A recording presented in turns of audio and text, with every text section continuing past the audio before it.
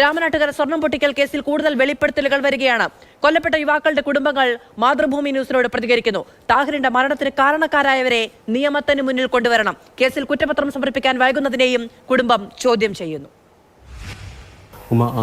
മകൻ താഹിർ മരിച്ചിട്ട് ഇപ്പോൾ 3 വർഷം കഴിഞ്ഞു.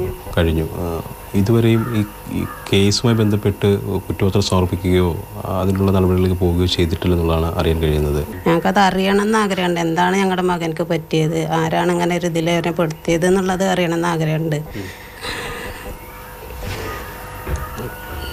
അപ്പോൾ എന്താ സംഭവിച്ചെന്നുള്ള ഈ പേപ്പറിൽ കണ്ട വിവരമല്ലാതെ ഞങ്ങൾക്ക് ഒന്നുമില്ല. ഇന്നും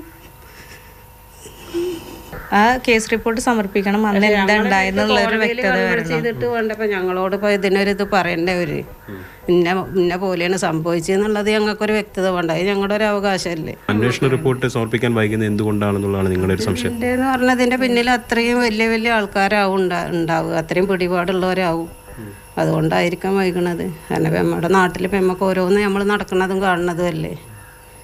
അതിൻ്റെ ഒരു ഭാഗമായിട്ടാവും ഇത് വൈകണത് എന്നുള്ളതാണ് അറിയണത്. പക്ഷെ ഞങ്ങളൊക്കെ പറഞ്ഞത് വളരെ താഴെ കടയിലുള്ള ആൾക്കാരാണ്. നമുക്കൊന്നും ചെയ്യാൻ പറ്റാത്ത അവസ്ഥയാണ്. ഒരാൾ ഇറങ്ങിപ്പോയി ഇതിന് വേണ്ടിയിട്ട് എന്താ സംഭവിച്ചെന്ന് അറിയാനായിട്ടോ അല്ലെങ്കിൽ ഇതിൻ്റെ അന്വേഷണത്തെക്കുറിച്ച് തിരക്കാനായിട്ടോ ഒന്നും ആരുമില്ല അല്ലേ?